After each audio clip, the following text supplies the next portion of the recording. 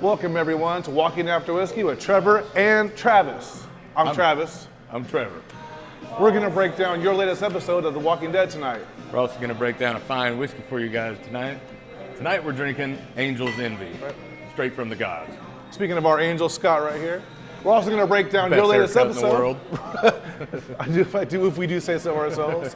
We're going to break down season 8, episode 15 and 16 tonight. Worth and Wrath. Wrath or Worth? What's your Wrath worth? Well, let's get to the review. See how this bad boy tastes. First thing we're talking about, other than this fine whiskey, is Negan's confrontations when Negan's home. He first sees and deals with Simon. They deal with Simon makes a pact with everybody. He has Dwight out there. He's convincing everybody, all right, we're going to get him here. We're going to get him there. Dwight has his own little plan going on, tells Negan. Negan comes behind the garbage can and says, all right, you want to be the man, you got to beat the man. Yeah. And so it gives him a chance to fight. Yeah, Simon's very much the villain in the season, and Dwight's more of kind of on the fence. He's rooting for Rick, and comic books was the same way. Dwight was very much for Rick and taking out Negan from the establishment.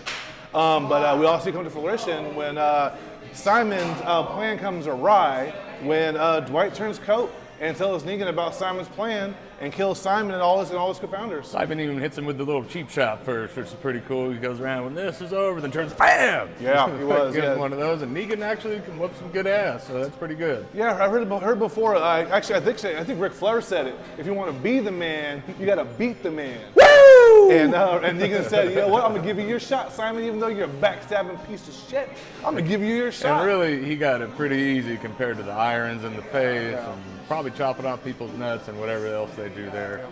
But and then you see him go, which Travis called on the last episode. Negan did pick up that girl. Laura. Her name is Laura. Yeah. And he says, "Oh, Dwight, you've already helped me take out Rick." And then opens the door, and man, I would have been shitting myself, having anxiety attacks all over the place. Oh, he called him out on everything. He's like, I bet you didn't even kill your wife. He said, Denise, he's like, I bet that you gave him the plans the whole time. He's like, what you don't know is, when I told you that you're gonna come in for me when I need you the most, you did. Because that map I gave you was a fake. And I know you got it to Rick. And how'd you get it? Who'd you use?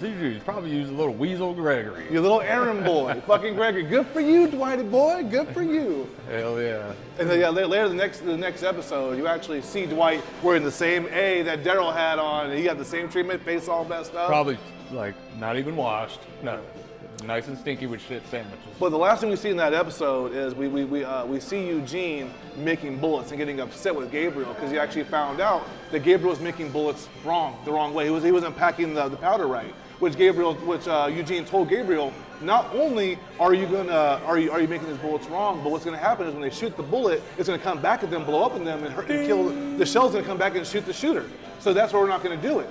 And then this gave Eugene a big old light bulber. Lit AF over his head and realized that was Eugene's master plan to get up all this. Deep down inside, I didn't get it. I thought Eugene was going bitch made to the people that scare him the most, but he had a little something inside him that's still with Rick and family there. And I'll play Mr. Know-It-All. I knew it was coming. Just for the one line Eugene said, he says this. He goes, "We're going to change the Hilltop's history forever." He didn't say we're going to kill the Hilltop. He didn't say we're going to change Negan's history forever. He said we're going to change the Hilltop's history forever. Meaning we're going to give them the biggest win on a platter they've ever had before, and I'm making everyone else help me do it. I had a pretty good prediction, too, that Walking Dead would come on at 9 o'clock that night. Oh, totally right. I know, at 8:59. Trevor was on the dot. Yeah, I texted him. So we get back to everyone setting up for the big final war, the big showdown. Negan's crew, they're gearing up. They got all the bullets from Eugene. And just like I called, the first thing you see is Eugene walking over to Rick saying, "Here, check out this gun I loaded for you myself." Meaning he wanted Negan to be so on board with these bullets are right. He even had a little dummy made out of hay with a shirt that said Rick on it. Yeah. So basically, he told him that there was gonna be nothing wrong with the bullets, and the bullets were fine, and he was ready to go. That's still in my head of that Eugene had did this. Yeah. So moving on to Wrath instead of Worth your Wrath. First thing we see in Wrath is Negan setting up his own guys, the guys that were standing with Simon, and he said, and he had Gabriel in the car with him. He said, well, come with me. I got a little confession to make, this and that. And he said, well, I'm going to kill like 4 or 5 of my own guys. Had them act like they were setting up a little trap. And he's all, and I planted a map in their pocket, that they have, after they die, they're going to find that leads Rick and everybody into an even better trap. Yeah, how cool is that? I mean, he literally knew that they were all going to get taken out very fast and put even another fake map on them. So then Rick was like, oh, guess what? That map was a fake. This new one is the real map. So Negan outplayed them the whole way.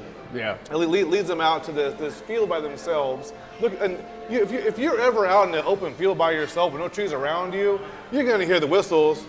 Especially if you're downhill. Dude, Never fight right? downhill when you're shooting uphill. You're always going to lose unless somebody makes faulty bullets. Yeah, even Darth and Vader Negan starts making the worst mistakes a bad guy could ever make in a show. When you know something's bad coming, the motherfucker won't shut up and he keeps talking intimidating, keeps saying this and that, and just taunting. And then you see he says 3, 2, 1. Here comes 100 guys up there. And at first I didn't know, my TV was kind of pausing back and forth, but then I thought that they had Rick had 100 different snipers, and he figured out the plan that all shot them when they fired their first bullet. Oh. It was the bullets, ding ding, hello. Yeah, they all went in succession down the line. They all shot, they all fell down. Even at this time, Morgan would say, we're cleaning house. And Jeffrey Dean Morgan, Negan, had a gun to Gabriel's head, and when he tried to pull a trigger, it blew back and blew his hand off. He dropped his gun, and basically was in there leaking out of his glove, and everyone was scattered. And at that point, Rick and his team were like, what's going on? Charge. So they all ran up the hill to see what happened, to find everyone that had guns was littered on the ground, dead. They didn't know what the fuck was going on, and then he's like, oh, well, charge! Since everyone that had guns, it's like they're at Gettysburg. Everyone that had guns had to drop their guns because their guns were going to kill themselves. So they had nothing but bats. And Rick's team came up there with their guns, and literally everyone put their hands in the air and said, "You know what? We're done. We're done with this. We're done fighting for Negan. We're all done here." As they charge up the hill, Rick sees Negan, says, "There he is." Maggie sees him. This and that. Everybody sees him. Rick's following him the most. Sees him by the tree. He's shooting at him. There's 2. Church stained glass pictures hanging off the trees. It was pretty cool, Yeah. Well, peaceful Negan's hiding behind the tree. Rick runs out of bullets. Rick comes up there. Negan's swinging at him. They get in a fight. Negan cuts Rick open. Yeah, Good thing he didn't have zombie guts on that bat. What the fuck was he thinking? See, I want to take a little minute to break down the comic books, what the actual difference was. In the comic books, Rick approaches Negan and says, "Let's just stop this fight now. Let's just talk this out." Rick gets in Negan's face and tells him, like, hey, there's a way out of this. We can build mills. We can set up a bartering system. We can make a new communities, and we can actually share together. And Negan literally listens to him and starts thinking, going, fuck, and like, this can work. This could be great.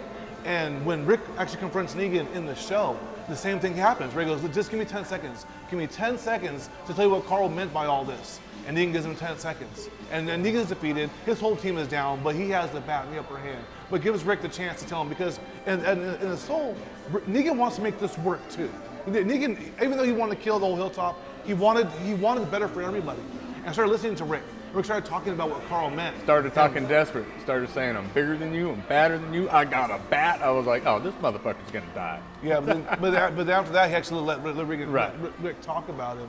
And Negan basically dropped his defenses and was just like in comic books, like, okay, I'll listen. And at that point, Rick, in comic books, he had a knife. But in the show, he had a piece of the glass when he shot out at Negan from the stained glass windows that Trevor was talking about. Yeah. And slit his throat, just about that deep, just enough to make him leak out and be ineffective as a person to fall down into the ground and couldn't fight no more. The fight was over at that point. You see all the saviors and Rick's people behind him. Rick's realizing what he just did. Everybody's happy behind him, especially Maggie, as you can see.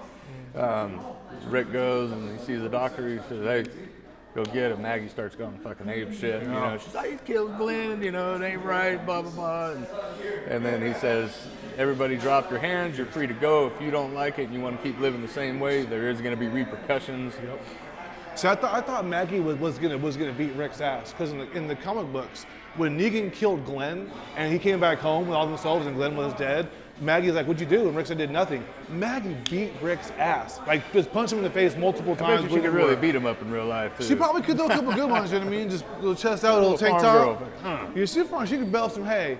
And but they held her back and she didn't fight him. But basically, she was plotting against him at the end of the show. We actually seen we seen Jesus and we seen Daryl, and we see Maggie all talking at the hilltop about conspiring against Rick to actually kill Negan.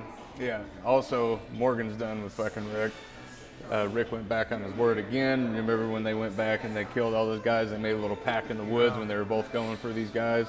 And they said, we're going to kill these guys, or we're going to kill Negan, like that. Rick just let Negan live. Morgan's done. He hands in his gear. He hands his gear and his stick. He meets up with the Garbage Pail Kid. Yeah. And says, hey, it's cool now. You can go help rebuild this and that. And then she says, all right, let's go. And he says, no, I want to stay here. You know, I brought this up in our last filming episode where Rick going back on his word multiple times. Again, this is Rick breaking down defenses, having a man trust in him, and then go back on his wording and hurt that person.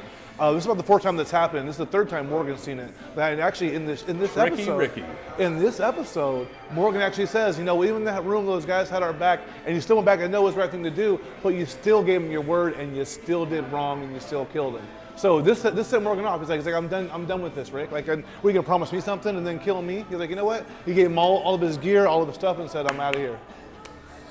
Time to go find some new guns and a new car and go to Fear the Walking Dead. Yeah, and if you haven't watched an episode of Fear the Walking Dead, it's all about Morgan. And it's all this whole transition is Morgan in the new season going forward. It's pretty cool. Hell yeah. But, good review, good season. Episode of season 9 coming up. Talk about Junction Brewery, this beautiful place.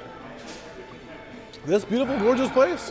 One of the things I love about Junction Brewery is their bathroom. When I got here tonight, I took a big old shit, and they always stocked with toilet paper, nice porcelain toilet, and the tile looks great. Yeah, it's not that one-ply bullshit. Your fingers aren't breaking through the paper. You gotta do some heavy-duty wiping. They got 3-ply here. It's pretty nice. It's pretty fancy establishment. I'll show you. I don't have any rashes or nothing. No, not anymore.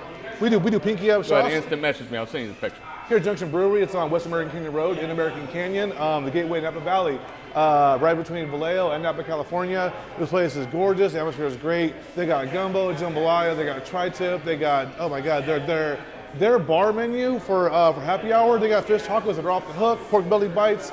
The food's great, man. The people keep you here, and the drinks to keep you dry. Got the right liquor, and they got the right food to soak up that liquor before you go home. Absolutely. Hopefully coffee. I haven't asked for that yet. You got the right pair of drunks sitting in the bar talking shit to you, talking about things that we know better than you. Hey, man, well, good show, good review. Come down to Junction Brewery. We love you, Junction Brewery. Oh, cheers. Oh, I got some. Angel's Envy. Kentucky Straight Bourbon is finished in port wine casks as an award-winning spirit. We guide each batch's conditioning, blending our handcrafted bourbon in small batches of 8 to 12 barrels at a time. It's typically aged for up to 6 years, while we lose about 5% of the spirit each year to evaporation, or the Angel's share. What's left behind after we're done is worthy and truly worthy of envy. Once it's deemed ready, we finish our bourbon in ruby port wine casks, which adds subtly distinct flavor, menaces with enhance the whiskey without changing it. Our port finishing process lasts between 3 to 6 months, depending on the taste. We use about 60 gallons or so of ruby port barrels made from French oak and imported directly from Portugal. This creates a whiskey of unprecedented smoothness, sweetness, and balance. Hence the word port in Portugal. Talk about the whiskey a little bit. Let's talk about the whiskey down that it's empty. Where and who would I drink this whiskey with? If you were in The Walking Dead, who would drink this whiskey? Who would you want to drink this whiskey with in The Walking Dead? I would grab a nice bottle of this, grab Rosita and Maggie and drink it with them butt-ass naked, but blindfold them so they can't see me.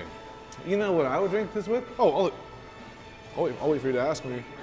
Hey, who'd you drink this whiskey with? I would drink this up to a chained up Simon to a fence because he couldn't share it with me. I would just drink it in front of him. Now that's just rude, even if the guy is dead, right? But that porn mustache. Would you at least man. pour some in his mustache? Oh yeah, absolutely. You know what I mean? So you could just smell it as rub it in. Yeah, he actually looked like a pretty good zombie on the fence. He did a good job. Right on. Anyway, we had this Angel's Cut. It's actually very good bourbon. We did a review for it earlier. They distill it in port barrels. A lot of good bourbons actually are made in fine oak barrels, but port barrels specifically bring out a very different flavor inside bourbons. Especially pork barrels. Port barrels. Yeah. That's short word for Portugal. Not a big deal. Port wine.